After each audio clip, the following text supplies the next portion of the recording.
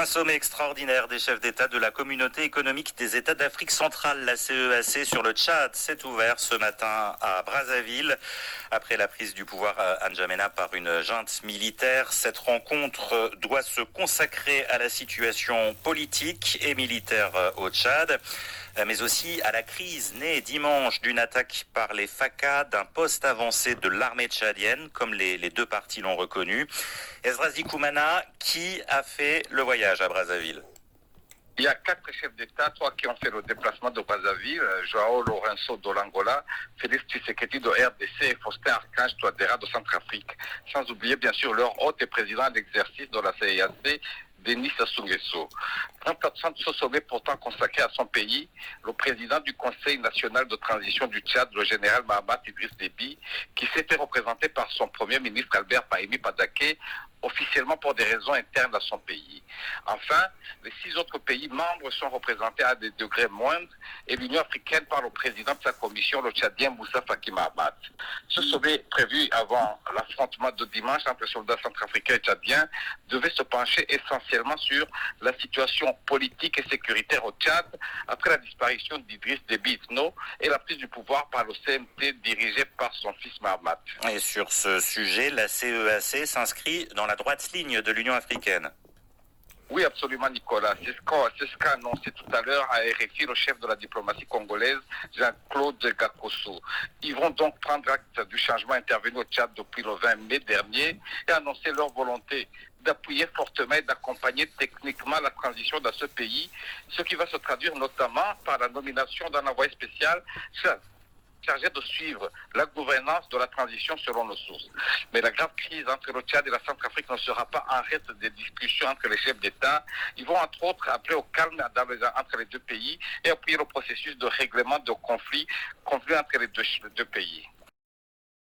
Ont été présents à cette rencontre les présidents de la République démocratique du Congo, Félix Antoine Tshisekedi, de la République d'Angola, Joao Lourenço, de la République centrafricaine, Faustin Archange Touadéra, et le vice-président de la République de Guinée équatoriale, qui ont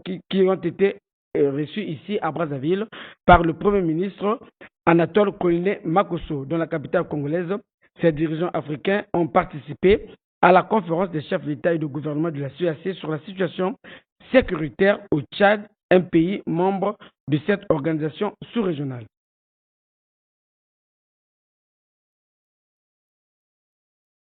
Salle, le décor est planté. Le président de la commission de la CEAC, Gilberte Dapieda Verissimo, qui ouvre la série des allocutions,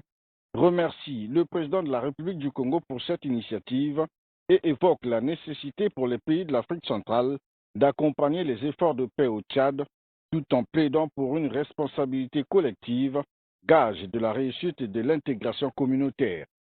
Soutenir la transition au Tchad est une priorité, a ajouté le président de la Commission de l'Union africaine, Moussa Faki Mahamat, dans son allocution. La transition tchadienne a besoin du soutien de tous. Elle réussira d'abord et avant tout avec la pensée, l'intelligence et la créativité des élites politiques et militaires tchadiennes. Les apports extérieurs, quelle que soit leur ampleur et leur amplitude, resteront un simple complément dont l'efficacité demeurera tributaire de ce que les Tchadiens eux-mêmes veulent bien faire de leur transition et de leur propre destin national. Ouvrant les travaux, Denis Sassou Nguesso a salué d'entrée de jeu l'héroïsme et la bravoure du combat mené par Idriss Déby Itno, ami fidèle et grand défenseur de la cause africaine, avant d'appeler à un vrai engagement en faveur de la paix et la sécurité au Tchad. Notre devoir et notre responsabilité à l'égard de notre sous-région nous interpellent une fois encore aujourd'hui. Il nous invite à un engagement encore plus fort au service d'une transition apaisée au Tchad, dans la phase délicate que traverse ce pays frère. Nous devrions prendre toute la mesure des enjeux politiques, diplomatiques et sécuritaires pour notre communauté et avoir à l'esprit leur importance géostratégique pour l'avenir de toute notre sous-région. Les travaux se sont poursuivis à huis clos pour adopter une position commune sur les mécanismes à mettre en œuvre pour la paix et la sécurité en République du Tchad. À plusieurs occasions, le président Idriss Déby Itno avait dénoncé la situation explosive créée dans le faisan libyen par l'installation de groupes djihadistes de tous bords. À ce sujet, le maréchal du Tchad avait, à maintes reprises, appelé à l'intervention urgente des pays membres du Conseil de sécurité des Nations unies et de la communauté internationale pour une solution durable à cette crise qui, par ses incidences multiples, minait son pays et déstabilisait l'ensemble des pays du Sahel et bien au-delà de cette région. Nous ne pouvons que regretter la sourde oreille de la communauté internationale face à ces appels et déplorer la dispersion des initiatives dans le dossier libyen, ainsi que le manque de coordination longtemps observé entre acteurs et protagonistes, sans parler des velléités obstinées de marginalisation de l'Afrique. La persistance de ces différents facteurs perpétue un statu quo préjudiciable qui porte aujourd'hui le grave risque d'une partition de la Libye. Cette situation a non seulement accentué la souffrance de nos sœurs et frères libyens, mais aussi favorisé des attaques extérieures, en l'occurrence celles menées du 11 au 19 avril dernier contre le Tchad, ses institutions et son peuple.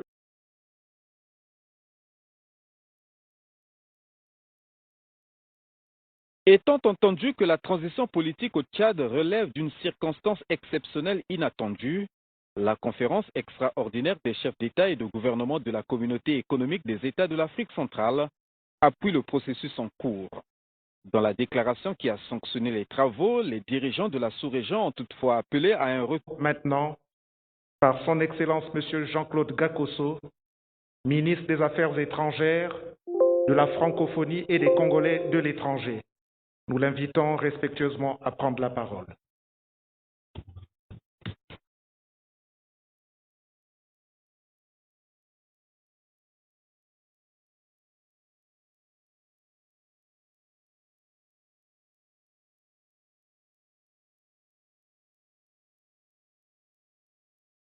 Déclaration de la conférence des chefs d'État et de gouvernement de la communauté économique des États de l'Afrique centrale,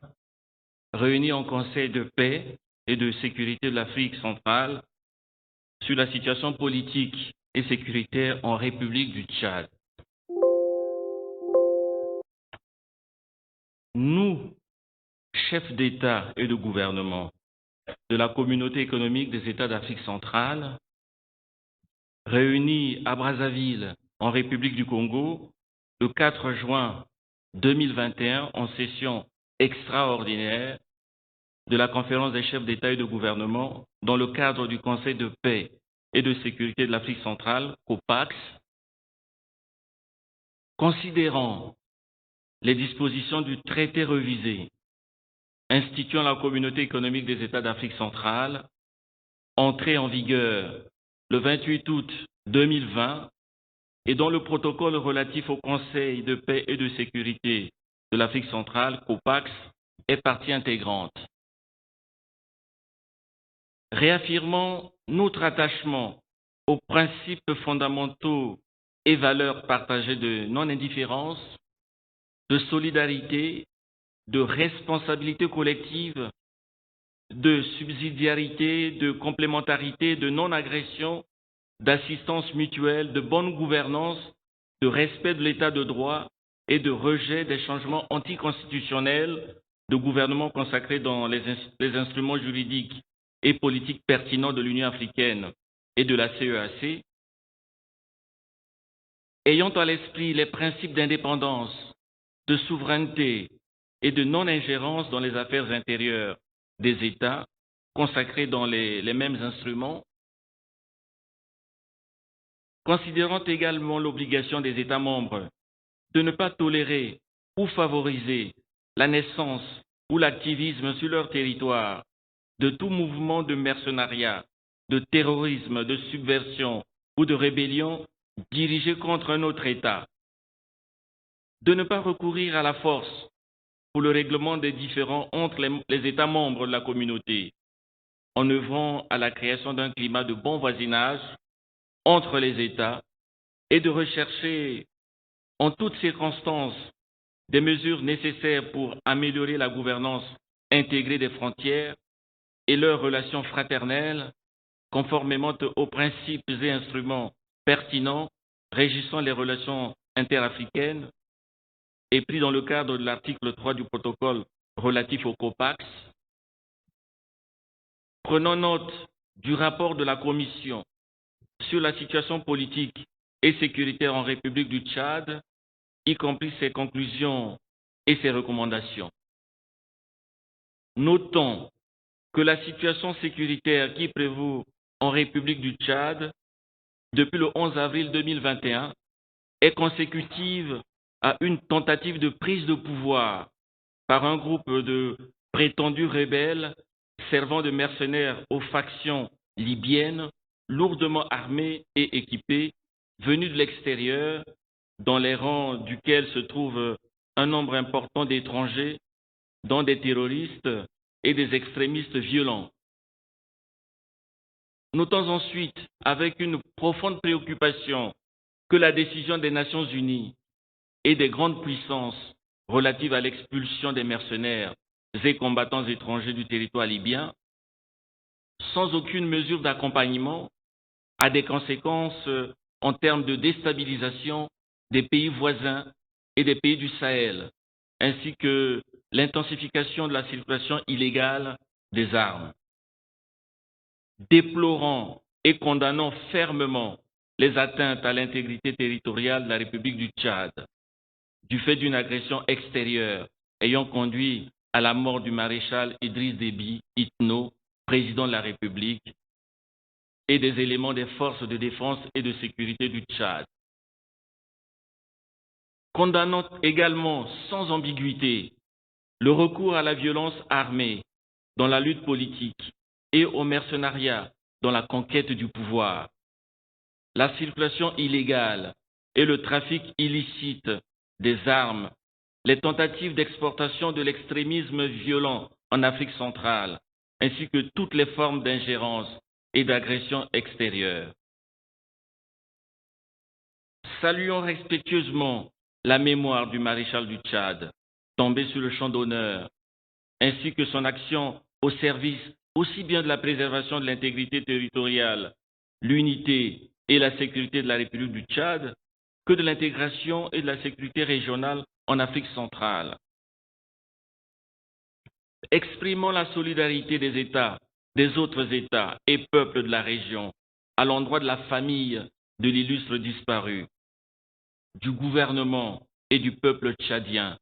pour la perte énorme que représente le décès sur le champ de bataille du maréchal Idriss Déby Itno. Notons enfin que la transition mise en place consécutivement à la mort du maréchal Idriss Déby, mort sur le champ de bataille, pour la défense de l'intégrité territoriale et la sécurité de son pays, relève de circonstances exceptionnelles, inattendues, et répond au souci d'éviter un chaos susceptible de conduire irrémédiablement à l'effondrement de l'État. Conscient que la situation dont la République du Tchad a fait l'objet aurait pu mettre en péril son intégrité territoriale et les fondements aussi bien de son unité que de son existence en tant qu'État souverain, et menacer gravement la sécurité et la paix dans la région d'Afrique centrale. Prenons note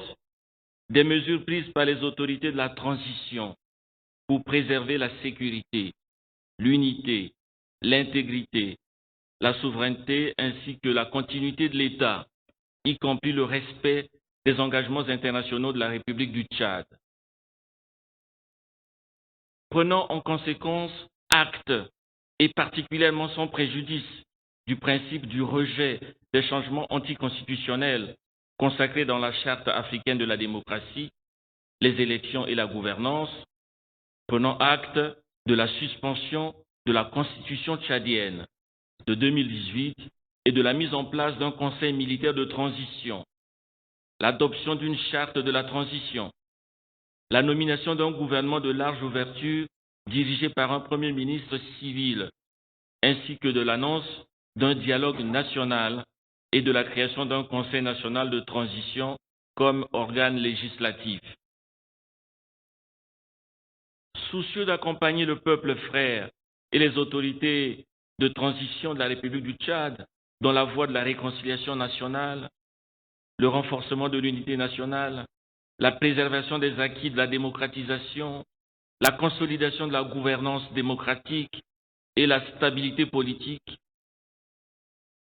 déterminé à appuyer fortement le processus de transition politique en République du Tchad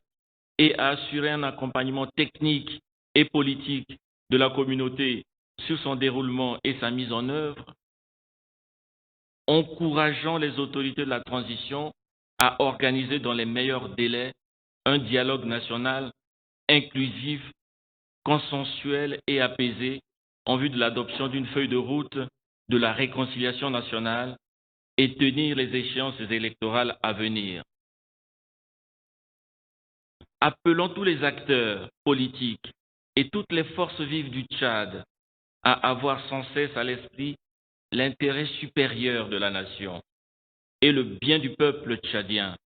et à coopérer sincèrement et efficacement en vue de l'atteinte des objectifs de la transition politique dans un délai de 18 mois. Encourageons également tous les acteurs politiques et toutes les forces vives du Tchad, y compris ceux de la diaspora et ceux qui avaient choisi la lutte armée, à s'engager résolument dans la voie de la réconciliation nationale et du dialogue, en vue de la construction de l'unité nationale et de la détermination d'un avenir commun au sein d'un État-nation démocratique, stable, jouissant de la sécurité et d'une paix durable. Exhortons les partenaires techniques et financiers bilatéraux et multilatéraux à appuyer la République du Tchad, à relever les défis liés à cette phase critique de son histoire, tant sur le plan sécuritaire que sur celui de la réussite de la transition. Exhortons également les États membres de la communauté, qui ne l'ont pas encore fait, à prendre les dispositions nécessaires pour assurer dans un délai de 12 mois au plus leur adhésion à la Convention de l'OUA sur l'élimination du mercenariat en Afrique, et à tout mettre en œuvre individuellement et collectivement pour empêcher le développement du mercenariat et le recours aux mercenaires dans les limites territoriales de la région d'Afrique centrale. Exhortons enfin les États membres de la communauté à ratifier et à mettre en œuvre la Convention de Kinshasa sur les armes légères et de petit calibre en vue de prévenir, empêcher, éradiquer et réprimer sévèrement la circulation illégale des armes de guerre en tant que facteur de maintien et de développement de l'insécurité dans les États membres et dans l'ensemble de la région. Plaidons pour une action diplomatique concertée entre les commissions de la CEAC et de l'Union africaine auprès du Conseil de sécurité des Nations Unies en vue de la mise en place d'un mécanisme international de contrôle et de suivi du processus de retrait et d'expulsion des mercenaires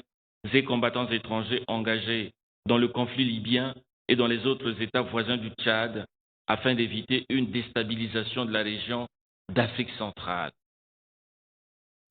Instruisons le président de la Commission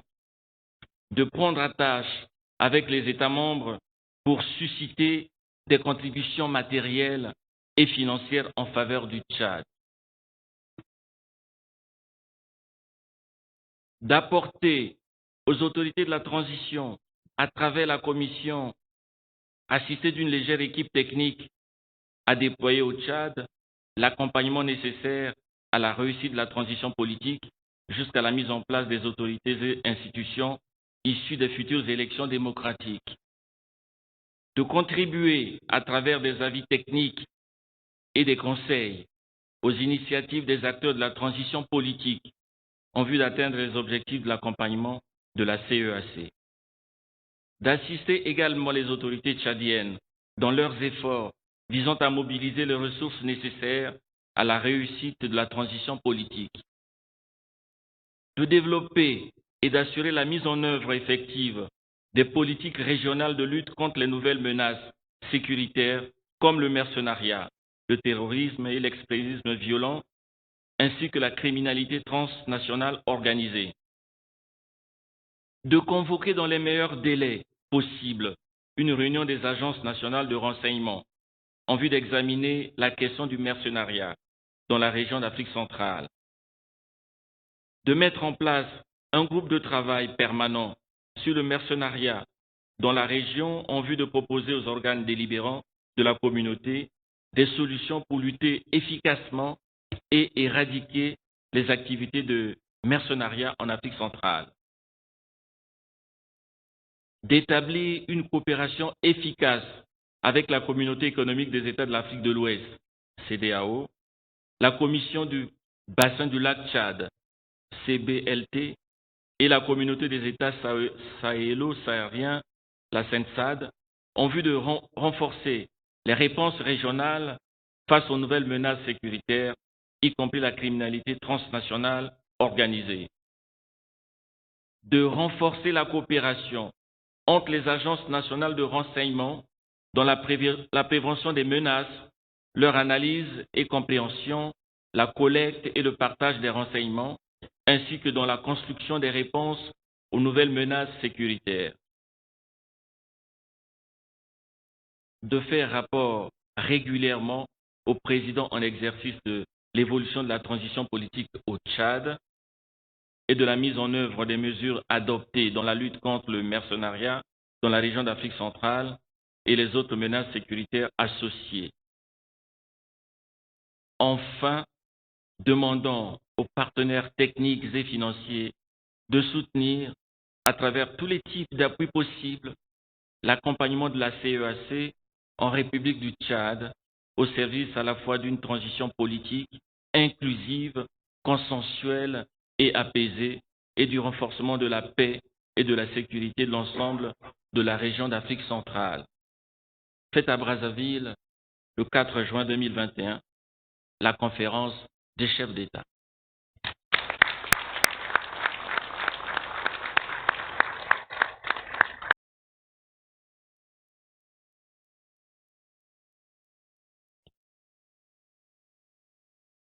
Excellences, Mesdames, Messieurs, les participants à la conférence extraordinaire des chefs d'État et de gouvernement de la CEAC ont adopté une motion de remerciement dont lecture est donnée ici par Madame Sylvie Baipo, ministre centrafricaine des Affaires étrangères. Nous l'invitons respectueusement à prendre la parole.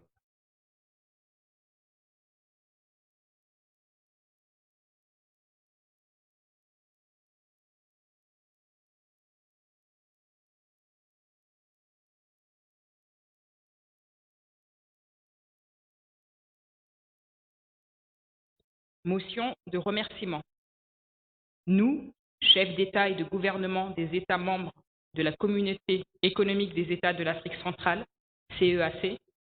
réunis le 4 juin 2021 à Kintélé, en République du Congo, en session extraordinaire dans le cadre du Conseil de paix et de sécurité de l'Afrique centrale, COPAX, sur la situation en République du Tchad. Témoignons notre gratitude à son Excellence M. Denis Sassou Nguesso, président de la République du Congo, chef de l'État, président en exercice de la communauté, pour son leadership et son engagement constant pour la promotion de la paix, de la sécurité, de la stabilité et de l'intégration régionale en Afrique centrale. Exprimons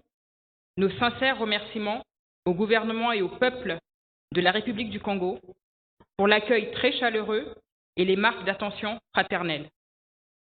Exprimons notre gratitude aux autorités congolaises pour les efforts déployés pour la bonne tenue de notre session, ainsi que toutes les commodités dont nous avons bénéficié pendant notre séjour en terre congolaise. Félicitons le président de la commission de la CEAC et les hauts cadres des ministères concernés par les questions relatives au COPAX au sein du gouvernement congolais pour l'organisation réussie de nos travaux. Fait à Brazzaville, le 4 juin 2021, la conférence. Je vous remercie.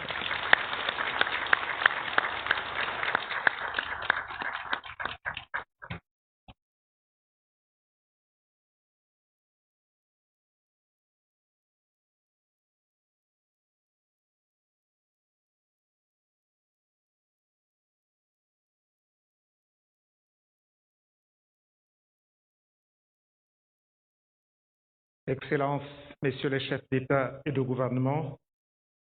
Madame et Messieurs les représentants des chefs d'État et de gouvernement, Messieurs les présidents des commissions de l'Union africaine et de la CEAC, distingués invités, Mesdames, Messieurs, à présent, nous invitons très respectueusement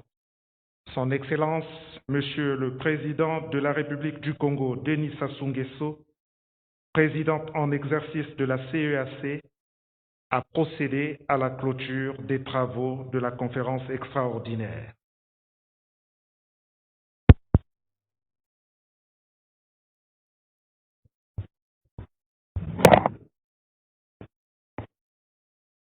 Excellences, Mesdames et Messieurs, chers invités, vous venez de suivre la lecture de la déclaration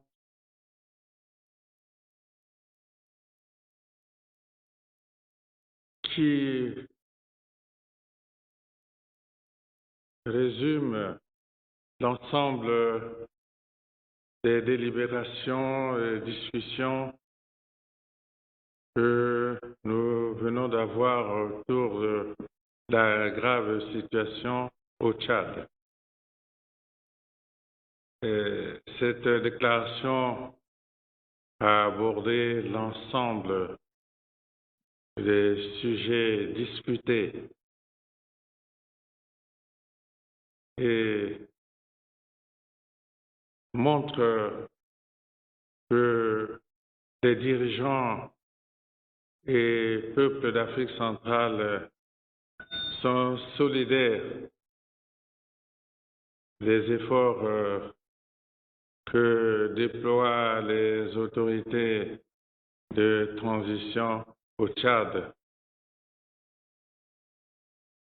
pour relever l'ensemble des défis et ramener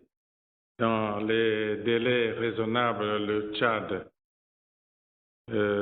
sur la voie de la paix, de la sécurité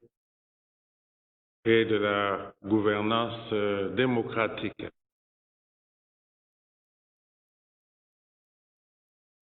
Et je voudrais donc au moment de conclure remercier mes pairs et les représentants des chefs d'État, remercier le président de la commission de l'Union africaine. Remercier tous les ministres, les experts qui ont activement travaillé et qui ont permis l'aboutissement heureux de nos travaux. Il ne nous reste plus qu'à nous mobiliser tous pour accompagner la transition au Tchad. Je dois profiter de cet instant pour saluer les autorités tchadiennes et centrafricaines qui ont choisi la voie du dialogue et de la paix, conformément d'ailleurs aux textes pertinents qui régissent notre communauté pour résoudre l'incident grave qui s'est produit à la frontière entre les deux pays. Nous saluons cette décision des autorités des deux pays qui est conforme à l'esprit panafricain qui nous anime et qui est aussi conforme à nos traditions africaines. Et sur ce, je déclare clos les travaux du sommet extraordinaire de la CAC consacré à la situation difficile que traverse le peuple tchadien. Je vous remercie.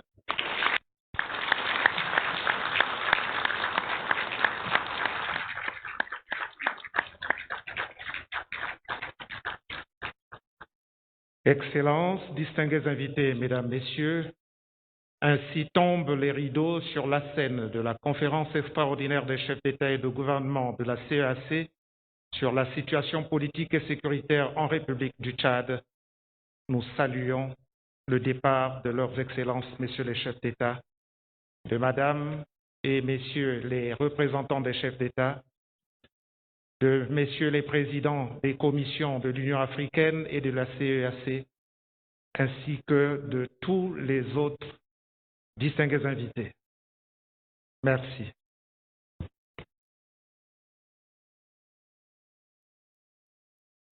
Bien entendu,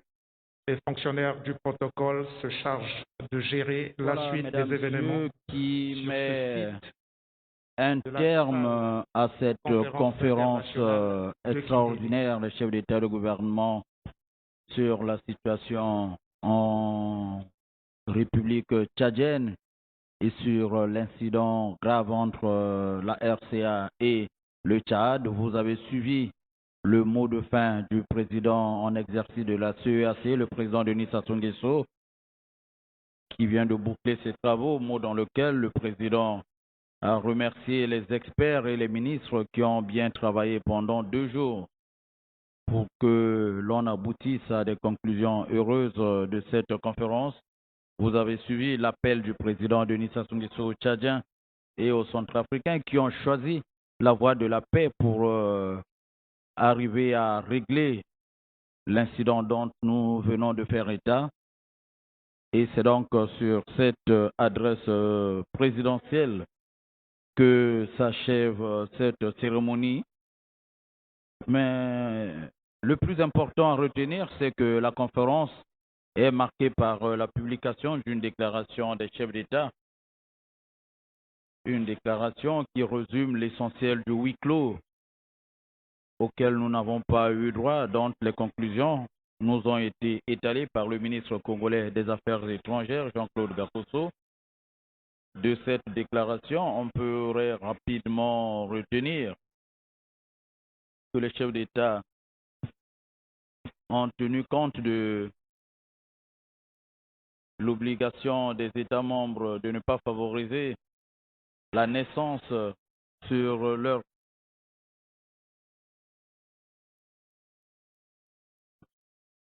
la naissance sur leur territoire des rébellions contre les autres États voisins. C'est une attitude que la conférence des chefs d'État vient de déplorer. Donc, il n'est plus question de voir un État membre de la CEAC abriter une rébellion qui s'organise contre un autre État. Ça, c'est une situation déplorée par la déclaration des chefs d'État. Le président Denis Sassou Nguesso a noté également que la situation... Veuillez vous abonner à votre chaîne YouTube Zoom et Focus pour être le premier à recevoir nos nouvelles vidéos. Merci.